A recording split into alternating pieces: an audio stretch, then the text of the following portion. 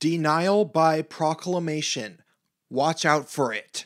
Hey, it's Prince of Queens, and I just wanted to make a quick video about a certain lying technique that might be used pretty frequently in the future, which probably has a name, but I am referring to as denial by proclamation. What is it? Well, it's basically exactly what it sounds like. Somebody denies that they did something bad that they actually really did do, and they deny it by blurting out exactly what they did, making it look like they are aware of the accusation, and therefore the accusation is obviously absurd, when in fact, the accusation is entirely true. It kind of works with the same method of manipulation as reverse psychology. Let's imagine that some woman killed her husband by pushing him off the side of a hiking trail that was super high off the ground. When you talk to her about her husband's death, she says immediately, "Oh yeah, people are saying that I pushed my husband off a hiking trail to get insurance money because I got a really high payout. It's really hurtful. But obviously that's not true. I loved him, and his death was very devastating. Though I'll admit that I did get a lot of money from the insurance settlement."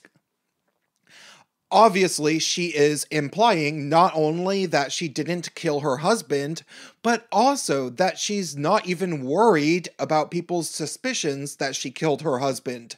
She's telling you that she's so confident that you won't ever suspect that she's guilty that she might as well just tell you about exactly what she really did to kill her husband, because if she tried to avoid talking about it, she thinks that that would look suspicious. And it probably would. Honestly, in a lot of situations, denial by proclamation is a pretty good strategy. When most people hear a story for the first time from somebody who also says, "Yeah, this is the story that people are saying, but it's not true," people usually tend to assume that it isn't true. Because why else would they bring it up if for no other reason than to warn you about the fact that people are supposedly lying by telling the story that really is true. When people are clever enough to realize that they can do something dishonest or immoral, and then when somebody catches on and speaks out about it, they can just bring up the story preemptively and before other people get the chance to bring it up so that they can deny it by proclaiming it. And then lots of people can be fooled into believing that the truth is actually a lie, because they told the supposed lie, which was the truth, first.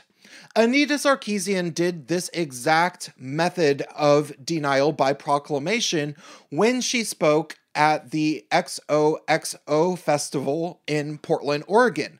Link in the description. A major portion of her speech consists of her telling one super wacky conspiracy theory about herself that obviously nobody really believes, and then going on for several minutes explaining precisely what the Gamergaters complained about her very accurately, as if it was completely absurd what they were saying. In reality, basically everything she said that the gamers were saying about her is actually true. That she wasn't a gamer, that she isn't even a real feminist, but rather a con artist who fakes and orchestrates her own harassment, etc., which is, of course, again, exactly what is true. But of course, to somebody who knows nothing about Gamergate, if that is true, why on earth would she go on stage in front of hundreds and hundreds of people and say exactly that? Why? Well, because she is committing the clever lying tactic that this video is about.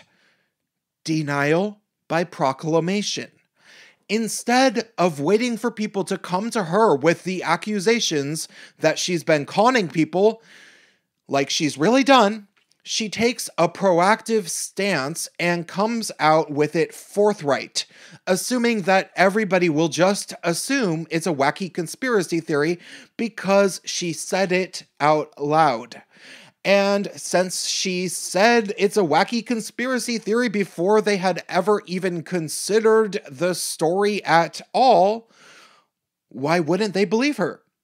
That all said, Anita Sarkeesian is absolutely not the last feminist that will use this dishonest tactic of denial by proclamation to attempt to get away with things.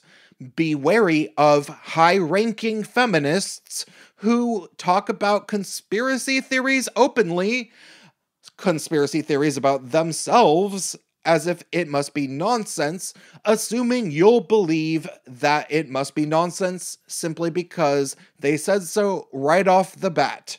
Chances are, some of the conspiracy theories they talk about might actually be true, and the only reason they are talking about it in an upfront manner is because they know that if they don't talk about it now, somebody else will eventually. That's all I have to say for this video. Drop me a comment, help me out on Patreon if you want more from me, and stay tuned.